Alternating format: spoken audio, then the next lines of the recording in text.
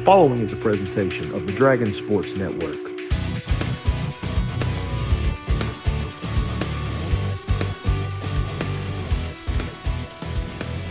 Game Night is presented by Clean Harbors Environmental Services.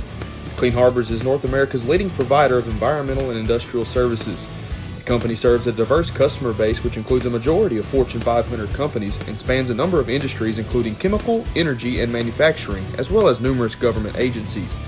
These customers rely on Clean Harbors to deliver a broad range of services such as end-to-end hazardous waste management, emergency spill response, industrial cleaning and maintenance, and recycling services.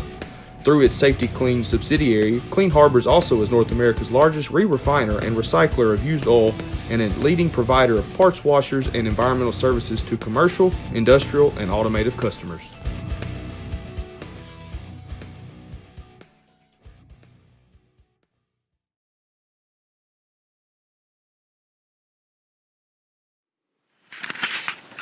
Coach, your thoughts on the Gurdon game?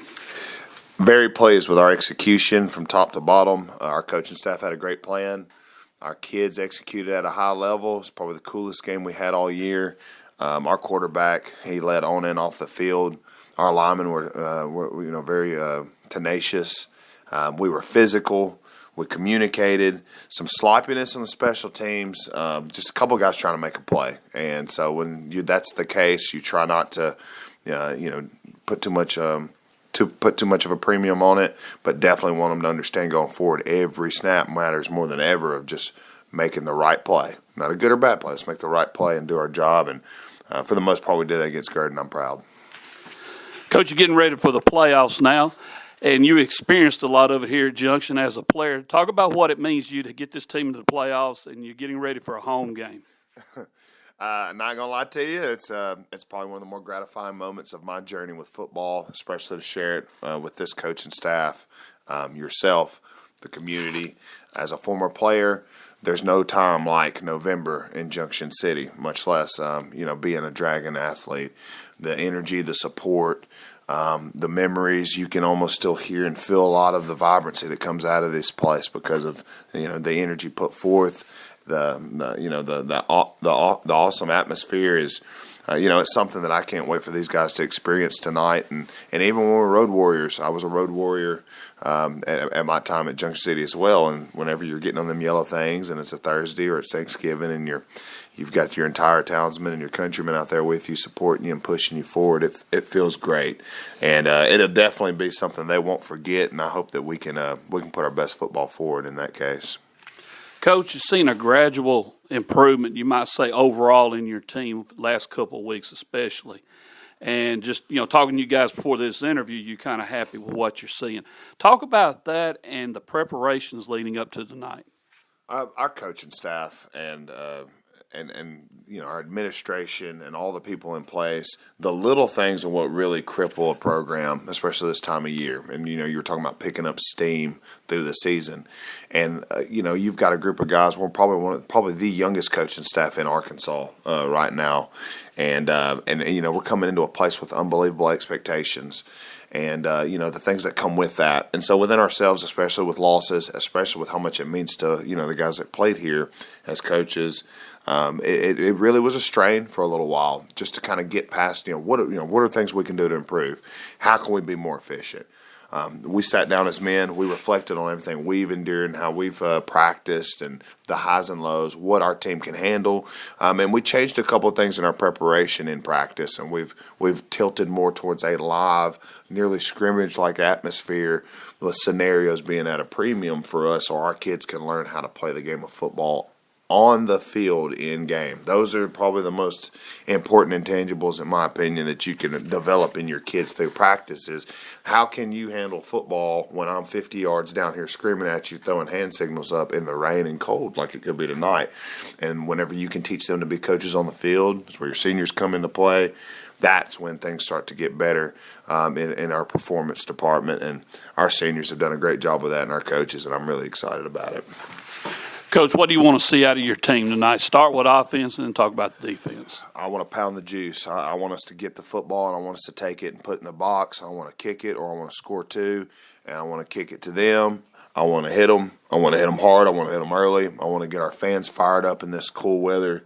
And there ain't nothing that does that better than physical play. I really expect us to run the football at a high level tonight and execute in the passing game. Lamontre has bought in to the highest degree since I've known him over this 8-month stint. Coach Talley's doing a great job mentoring him, grooming him so he can process this offense and execute it to his best abilities. And if he does that, we're our best, and it seems to be coming along at the right time. Our linemen, it's their time of year. A lot of guys say it, a lot of people say it. I'll cue it up. It's big boy season. I expect us to be physical at the point of attack and finish them off pretty early as far as our Dragon standards concerned this round one playoff. Defensively, I want us to play sound, fundamental football. Keep everything in front of us, read our keys, trigger, pick the ball out of the air, score it when we can, take it away from them. And play Dragon football overall. Special teams, I want everything cleaned up and to be efficient and make them truly special. The special part we've had out of it has been a negative impact on us. It can be special whenever we block right and we don't hit people in the back and we get that 6 on the board for these guys that are working hard. Or we can enjoy each other in those moments. And instead of what we've done in the last game, I suspect that after the week we've had, we'll be very efficient in special teams and then give our people something to be proud of in this round one game with Horatio. Coach, start with the Lions offense. What do they run? They'll spread it out. They've got a good young quarterback. He runs the offense well. They're coming out of running the flex bone and running the veer, kind of more of a physical, ground-centric approach, and now they're spreading it out. They play hard. You can tell that they were in a physical, very rudimentary, simple, stupid approach, for lack of a better phrase, that it is what it is. We're coming at you running the veer, and now when you're spreading it out, you start talking angles, utilizing space and stuff, and I think they play tremendously hard. They're well coached. They're going to come down here. I think we played them in 16. It was they scored a few points and we scored enough. But I do expect them to come out. They've got some good scrappy linemen. They've got 2 really good linemen, and match our play early with intensity. And so we've got to play our best football. Defensively, what do we expect out of the Lions? Defensively, they'll be in an odd front, but I could definitely see that changing quickly. They have shown the means for morphing into an even front. Everyone has or should have a bare front or a 6-man line at some point in their offense or their defense rather, and they're going to do everything they can to take us away from what we do well, which is again running the football. I think that they've got a couple of kids that fly around as well as we've seen all year. And, you're talking about the elements now. It's cold. We know what playoff football brings. When it starts getting cold, people start to change. And these guys are coming from a situation when they've lost games, and they're coming down here. And if they get on the bus and they have the courage, and the valor to come play a game under odds of any amount, and make it this far, they're going to bring the fight to us. And we want to match that fire with fire and give them all they can handle. Coach, good luck tonight. I appreciate you. TTAU. This week in Dragon football history.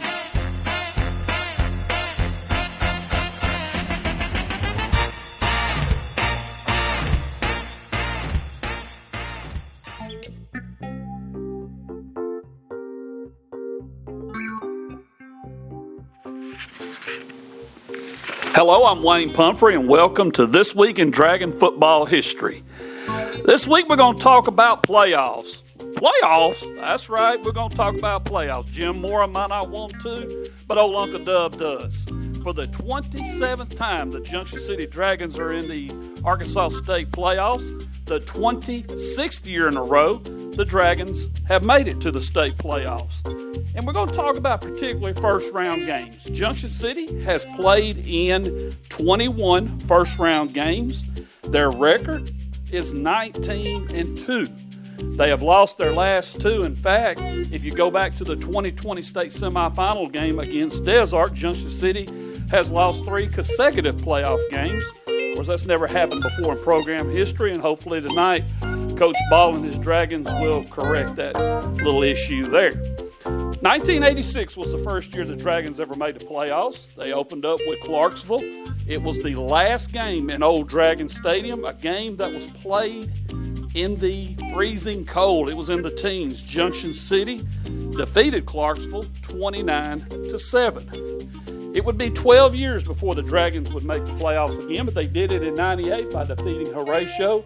And of course, after that, it became an annual thing. Junction City in the playoffs and making deep runs. But from 98 all the way up to 2020, when Junction City had a first-round playoff game, they won. They in 2021 to Gurdon, and last year at Boonville was the first time the Dragons ever lost a first-round away game, with Boonville winning that one. Some of the interesting notes about the playoff, especially the first rounds with Junction City, probably a game that helped establish the program. The Dragons have not made very many playoff trips, but in 2001, they had to hit the road. They opened up at Foreman, a game they were predicted to lose. The Dragons would prevail, winning 34-16, and some people point to that as one of the building blocks that helped build what has become the Dragon Dynasty. That win over Foreman eventually led to the Dragons making their first semifinal appearance ever in 2001. It was the first of 6 in a row. Now, from 2003 to 2005, here's a little interesting note. The Dragons opened up with Eudora all 3 years in a row. It got to be a joke. Hey, we're going to go to the playoffs. We got Eudora in the first round. Junction City very successful against the Badgers, winning all 3 games.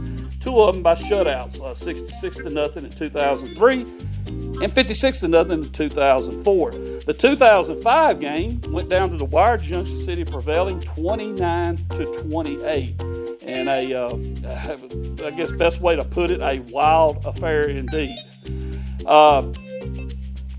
Probably one of the more, if I can find it here, excuse me just a second, here we go. Junction City having a first-round playoff game with Manila tonight. Well, they met 7 years ago in the first round, 2016, here in Junction, with Junction City winning the game 38-20. And once again, of course, like I said, Junction City goes into this first-round playoff game with an overall record in first rounds of 19 wins versus 2 losses. They had 5 byes in the first round over the course of this run. And tonight, of course, will mark the 90th playoff game in Junction City football history. So if you get a chance, come on down. Hey, pull us up on your phone, watch the game there. But sit in the stands and support the Dragons on what is a historical night, the 90th playoff game in Junction City football history. And don't forget, let's get these Dragons back on a winning streak here in the playoffs. Hope to see you at the Muse. I'm Wayne Pumphrey, and this has been This Week in Dragon Football History.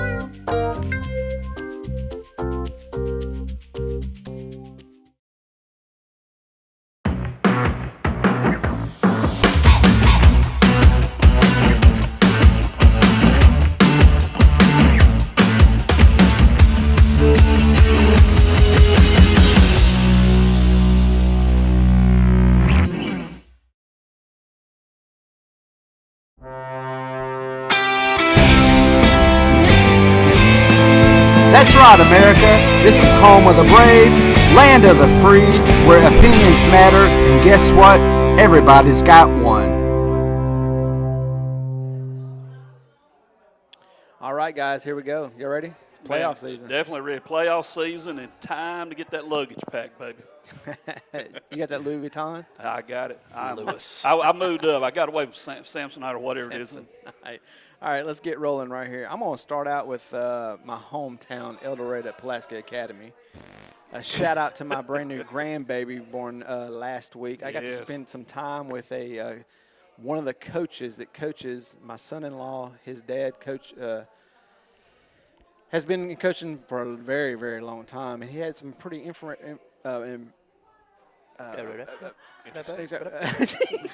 He's over here messing. He's over here messing with you. He's done enough tonight.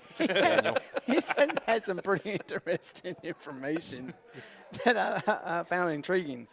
He said most of the weekends, which is El Dorado at Pulaski Academy, and he said most weeks weeks that he preps for teams, he goes through about 60 to 80 progressions or, different packages of different things. He said preparing for Pulaski Academy, he's having to go over 600 packages. And so he said it's been a very, very, very long week. So that's what the Wildcats are getting ready to face tonight on Pulaski Academy. But I found that very, very interesting. Well, keep this in mind. Kevin Kelly had that program. Kevin Kelly built that program. Let's just admit it. And then you got Anthony Lucas, who former Razorback legend, and he basically picked up where Kelly left off. And I mean, Pulaski Academy, when you talk about standards in Arkansas, you got to put them in there near the beginning, if not at the beginning. Well, the Wildcats, they won one last week that they wasn't expecting to win, but I don't think that they'll pull it off this week. I would have to go Pulaski Academy on it. Zero chance. Yeah, I was about to say, wipe that doubt, brother. Complete mercy rule. Yeah, I mean it's not going to be pretty at all. I disagree. Stop it. No, hold on. This game will be close all the way up to kickoff, and then it'll be over with shortly after that. PA all the way. Which will be an onside kick. Which will be an onside kick if PA starts. Yes. It doesn't matter what kind of Power Ranger Jay Miller Morrison do tonight. Pulaski by 100. You sure about that? All right, let's see here. I was talking with the guys before here. Got another interesting one. I believe it was England at Des Arc. Let's see here. Des Arc leads this series 7-2. I believe I'll go the Eagles, Des Arc. Yeah, I'm going to go Des Arc, too. I don't really know much about England. I don't think they're having that great of a year compared to Des Arc. I know Des Arc started out pretty highly ranked in 2A, but they've had a few losses, especially in conference, which the way they did those conferences up there is really weird. I agree, yes. Hampton and Bearden are in the same conference with Hazen and Carlisle and them. Weird. And Des Arc's up here playing like up there EPC and all that. I don't know. It was weird. Well, you talk of that. The entire state of Arkansas is almost. Yeah, it's the bigger. But here's the thing: when you ask the question, what would you do to fix it? I don't hear too much on the side of fixing it either. Yeah. So what do you do? Classifications wise, yeah. The only thing I think one of the things, and AAA needs to take a look at. You got less than 30 teams in 2A, if I'm correct. I mean, you don't even have a 32-team bracket to go by. Yep. If you put everybody in, you'd have about 26 teams. I think AAA is going to have to bite the bullet and say, okay, we're going to take the bottom 26 and 3 and bring them into 2 and get it more competitive, because it makes no sense, like you said, Hampton and Bearden, not that far apart. They play each other. And then you're going all the way to Hazen. You're going all the way, possibly all the way up to Des Arc. They were worried about traveling 7 and 6, but you need to take a look at 2 and 3 and see what's going on there. Yep. We go back to 2A next year, I know. I believe we do. I believe they're going to take the word on the street. Supposedly they're going to pass some rule now that if you can be in 2A in baseball and basketball, then you should be able to be 2A in football. Which is completely, I agree with. I do. I never did like it when we first went to 3A and you had to play a 4A, 3A schedule. I think it was in baseball, and I think basketball too, wasn't it? And I'm like, what's going on here? I mean, it's really weird. Played McGee and them. Yeah, and they're in your conference, but you don't play them in football, and you don't play them or you don't run track against them, whatever. Strange. But anyway, to go back to that, Des Arc by 20 plus. Hey, you got him fired up now. He's rolling. I'm not gonna break the mold here. I'm staying with Des Arc. All right, let's see here. I guess one more we'll stay at 2A. Try to pick some. Of course, the first round of playoffs. How it goes. But McCroy at Carlisle. It's at Carlisle. I mean, I tell you what, I go with the away team on this, McCroy. Terrible choice. Absolutely. Carlisle is, Carlisle's number 1 in 2A right now, especially after Mineral Springs got beat by Murfreesboro last week in a pretty big crowd game. Very man. good game. They said they might have had like 2,500 people there or something like that. It was a lot of people there. But Carlisle, I think, is going to run away with that. McCroy lost a lot from. I think that was last year when they won a state title, I believe, wasn't it? Or was it 2 years, wasn't it? 2 years ago? 2 years ago, I believe. 2 years ago. I don't think they're quite the same team they've been. I'm going to stick with what you're saying. Carlisle, we saw them play this year, and Junction playing them and all, and, they're going to be tough to deal with. I'll go with Carlisle. I'm rolling with the Bison on that one. All right, on to the college scene here. Of course, we got an Alabama, Kentucky. We're not going to talk about Dog walk. We'll save the breaking news, I guess, there for last. We're not going to talk about the Heisman? Because I'm pretty sure everybody's talking about that. What's that? See what I mean? One game. The Heisman of One what? game, and he just I guess completely loses. He's it. at the sixth Hang best. on. maybe the worst defense in the SEC. You're bringing up He's at the sixth best odds to win it now, boys. Heisman for That's all about who he plays Alabama. Jalen Yes, Milrow. For real? The Jalen Milrow. That's what we're talking about right now? The Jalen Milrow. for. It's literally just because Caleb Williams is trying not to go to Chicago. No, I don't blame him. It's understandable. Here's an interesting one. Miami at Florida State. Ooh.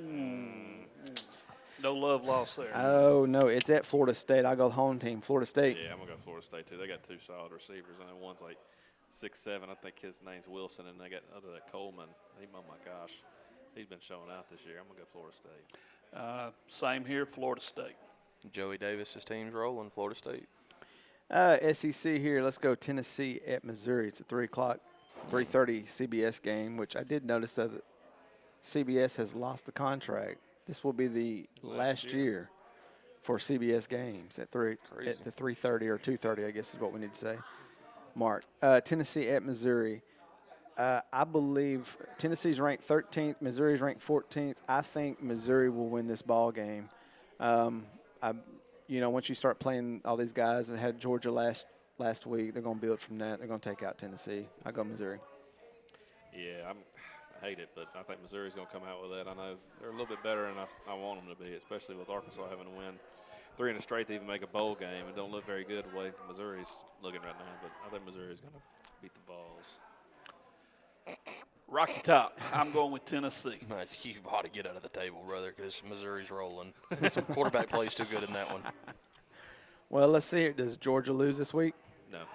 They flirt for a half like they have every week, and then they pull away in the second It's half. a big game. Who do they play? Against Ole Miss. Ole Miss. They're gonna I'm going Ole Miss. No, terrible choice. Yep, Trey Lowry's going to pull that one out. No. Okay. Ooh, I tell you what. At Ole Miss? It's a big game. Where's it at? At Georgia. Does Georgia play Georgia anywhere big but game. Georgia against big games? It is yeah. at Stop. Georgia. Georgia's going to end up owning the SEC this year. There's no doubt about it. The way it's going. Bulldogs. You want to throw a so little I will- friendly I will- charity money on that? I will go with Georgia since they're playing between the hedges. Or Is they Br- still have the hedges. Is Brock Bowers back this week? I don't believe so. Then they're not winning that game. That's not true, Brennan. They're not winning that game. Georgia. McConkey's not. Georgia Stop. gets up Next. for the Who's big next? game. Who's I was next? about to bring up another one, but I saw an interesting one here. USC at Oregon. Oregon. I believe it's at Oregon. I think Oregon takes it. Yeah, they're going to have more Caleb Williams tears this Yeah. week. Yeah. Bo Nix is. And Lincoln Riley is turning into a Hyundai, so I love it. I'm going with Oregon. Yeah. Bo Nix is. He's Yeah. going to shred them. Bo Nix in his 7th year is going to I bet destroy Auburn. I bet USC. Auburn wishes they still had Bo Nix now. I bet they Oh, do yeah, too I bet now. they do I bet too. they do I too. bet he's glad he isn't there, though. 100%. You want to break the news? Oh, about the Michigan news? The Michigan news. Yeah, Jim Did they ever come up with anything into I don't know, but Jim Harbaugh's done for the regular season. It's done? gonna Alan be- Russell, do you I like did that? see that Yeah. they will. Alan They will Russell's be probably trying up. to have a. Yeah, there's. Oh my God! Yeah. One more time, D-Wood. One more time. One more time, D. I didn't know we had Alan here. Alan, you see this? You know, me and Brennan are pointing at him. So when you look, I'm not. I hate him. I hate y'all, Alan. I hate Ohio State. I read It's a while because of ago- you. I read a while ago where Michigan was trying to get a court order. I imagine they're going to be having lawyers working overtime tonight. oh, the on that. only people that's They'll going try to have win it. out of this is lawyers. I guarantee Yeah. you. telling you. That's a 12 o'clock game or 11 o'clock game. They'll be working up till 10:59 does trying to get 10:59? clear him to play. Who does Michigan have this week? They're playing Penn State. It's at Penn State. That's a tough one. So, hey, will that rattle them enough? I don't know what ESPN has against Michigan, but, I guess they got to get Ohio State in there somehow. But Yeah. Yeah, Lord. well, I mean, of course, yeah, they got to. Yeah, they no got to. offense up there. But Michigan, Penn State, I want Penn State. yeah, hey, I want Penn State. I'll go to get- white, too, Penn I'll State. go white too. Take Penn State. I'm gonna go. I think Michigan will pull out. I think they're gonna come out fired up just because of Harbaugh being gone. But you never know, man. It's. I don't know. It's gonna be interesting to see how they do it out of the head coach. Well, I don't know. I'm going to go Penn State in that one. That's all I got. Well, who's Ohio State got this week? I didn't see them on the schedule. I guess they got a bye. May have a bye. That's probably a Late in the tougher, year. I mean, a actually, tougher they've had a opponent bye than all they've been year. playing. Yeah, it's a tougher opponent. They've been. Allen, I said that. I'm guilty. Rutgers. Ohio really State's playing. playing their toughest opponent this year, the bye week.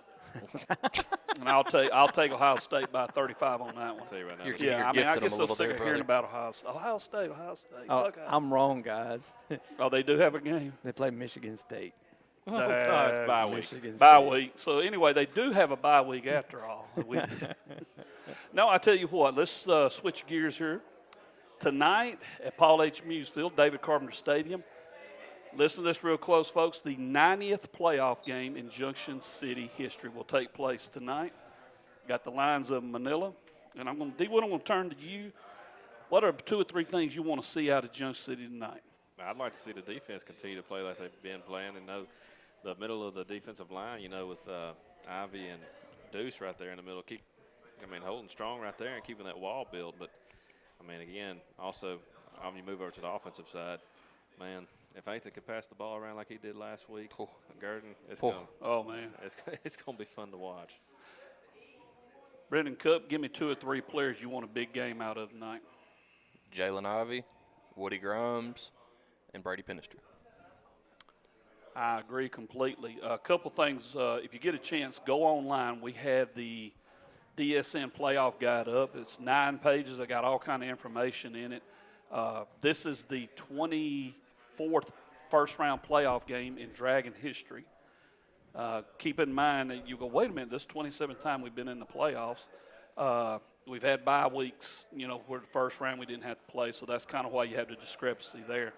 I think I said 24, 22. Junction City is 19-2 in first-round playoff games. They won the first 18 and then lost last year.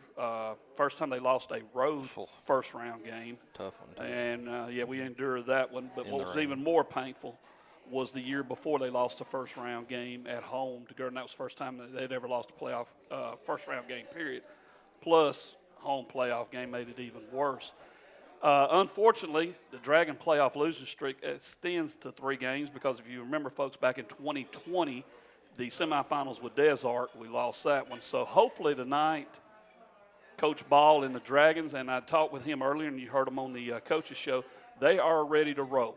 And for them to roll, what do you want to see out of Coach Ball tonight? Is there some things you want to see him do a little different as far as what he's done with the defense or the offense, or you like the way it's going? As far as what they've done the last few weeks, I think Coach Ball's got them going in the right direction. They had a few lumps at the beginning of the year, right there in the middle of the season, last one Prescott. But since then, they've been rolling through everybody. It's kind of, I feel like problems that need to be addressed, I feel that they're addressed and everything like that. And I feel like if you're Coach Ball right now, you just keep the machine rolling. One thing he mentioned, and if you go back, folks, and watch it, he really pointed this out a lot. He talked about the seniors this year on this team, how they have – it seemed like this after the game last week, all at once, there's been a step up in the seniors. Guys taking charge, not calling people out, like being in a hateful way. Don't take it like that, but calling out, hey, this is it. This is our last chance. You better pack your suitcase. You win, you move on. You lose, you go home. Monday, you're shooting free throws. So you need to be ready. And they're pointing it out to guys, calling guys. They've had meetings with the coaches.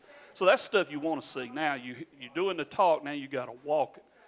Brendan, when you look at what Devin Ball has done this year, this is his first year. Now, I remind people, keep in mind, expectations are high at Junction City. We understand that. When you look at what he's done this year, what he's stepped into, what kind of grade would you give him for his first year so far? The regular season's over, we're heading to the playoffs. I give him an A. You had 15, 16 kids on the team last year. Yep. You look out there, the numbers have doubled. The kids have bought in. He's done a phenomenal job. The coaching staff in a whole has done a phenomenal job. Kids as well. You had to buy into the process, and they have. And completely changed the atmosphere. Yeah, down there. the atmosphere was dead. We'll be honest about it. Ball brings an energy. The rest of the coaching staff has brought an energy, and the kids have followed suit. And one of the things I like with the Devin Ball, not only is he telling you, hey, this is what you need to do, you need to step up, you need to do this, you need to do that.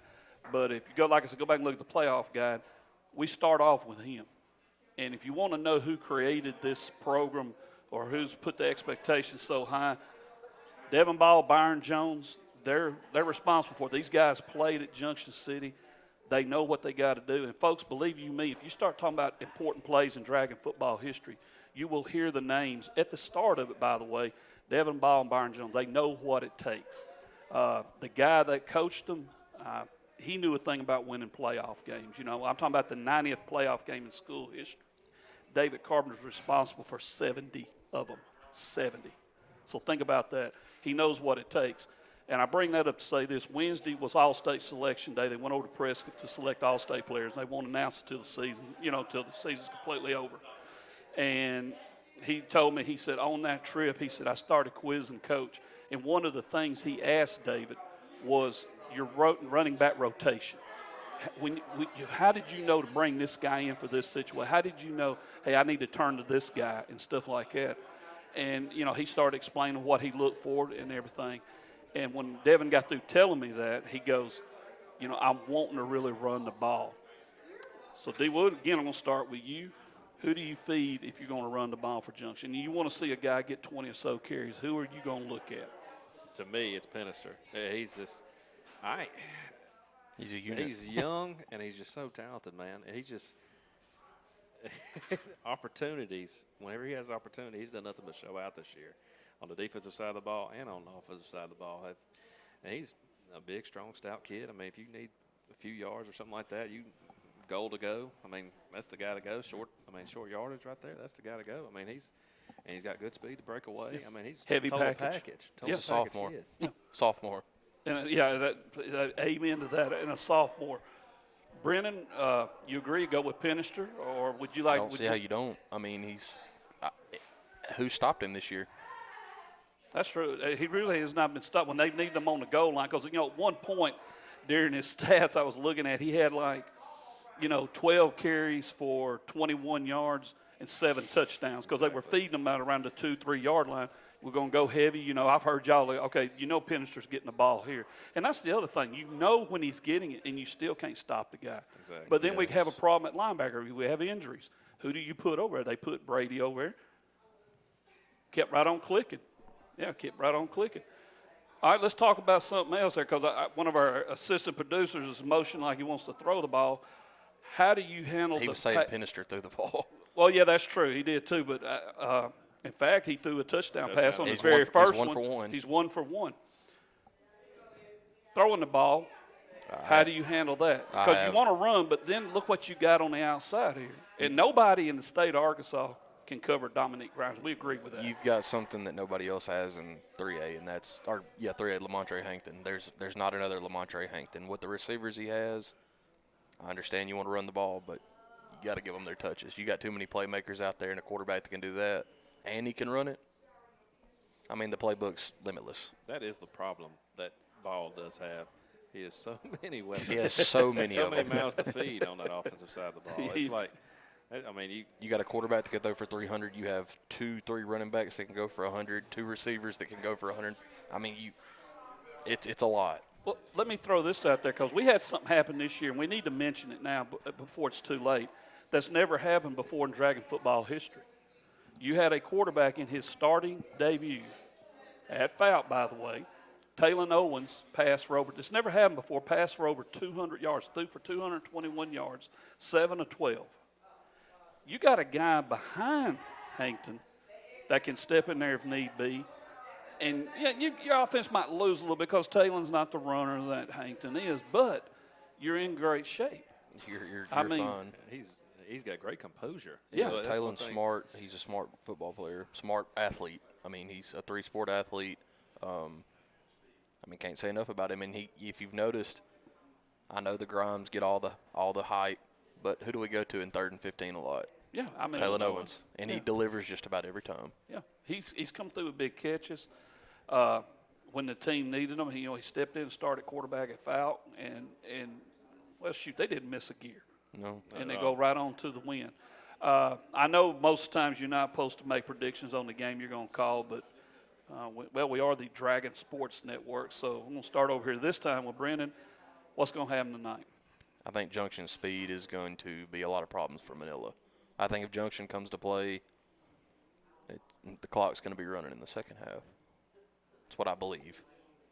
If you go by the newspaper, Manila's coach doesn't have that much good faith in his own team already anyway. So, I mean, I think Junction's going to run away with it. I mean, They should. I mean, I think they should. They But should. you never know. It's playoff football, like you said. I mean, Manila's going to come with their best shot.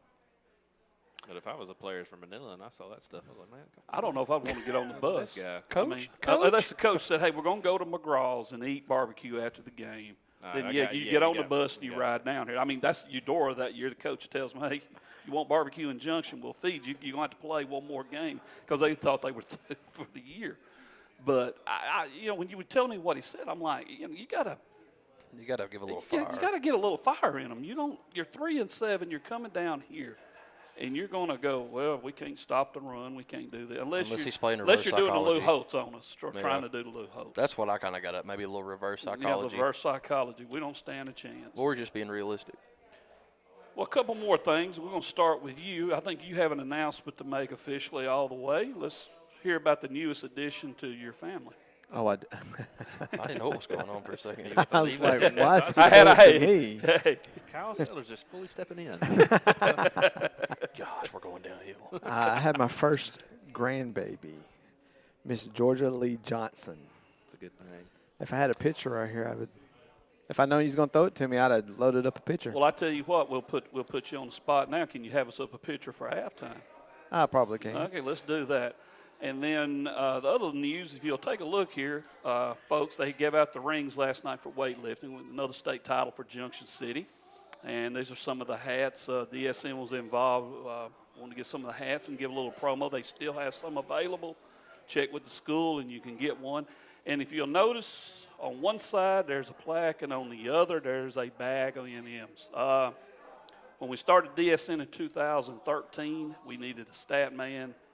And without going into a long spiel, we got the best in the business. The Rev, he's going to hang it up after this year. Now, we done told him he's got to come back and visit with us and all that. But we had a little ceremony before we went on the air and thanked him for 11 years. He was with us from the get-go through the lean years and all that. And I forgot to say this earlier, but I'll say it now. Never let us down, and we appreciate that greatly. So a shout-out here to Ricky the Rev Watson. One quick story. I was over at the field house. This was around 2015 or so, and some of the kids started talking about wanting to know their numbers. And I had left the coach's office. I was talking to Coach Carmen, was leaving out. And I said, well, I'll have to get with Ricky. And I said, Ricky Watts, and get the stats. Mr. Watts has the stats. And they sitting there, and they looked at me like this, and they go, we thought the Rev did the stats. And I go, I'm sorry, that is the Rev. So Ricky Watts, if you see that and you don't know who we're talking about, he is the Rev. But we want to thank him again for all he's done for us. And for the guys here at McGraw's, we want to thank them for letting us be here. We're going to try, hopefully, to come back next week, maybe a little bit earlier. Coach Ball put in a request. I need to talk to the producers about that. But I want to thank everybody this year so far. We got the playoffs coming. Hopefully, we're going to make a good run and still have some more to do. I'm Wayne Pumphrey, and for the rest of the crew here, have a great night. We will see you in about a little over an hour for Junction City and Manila.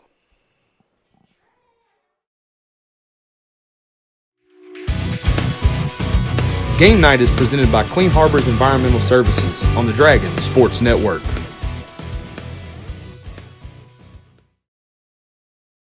The following has been an exclusive presentation of the Dragon Sports Network.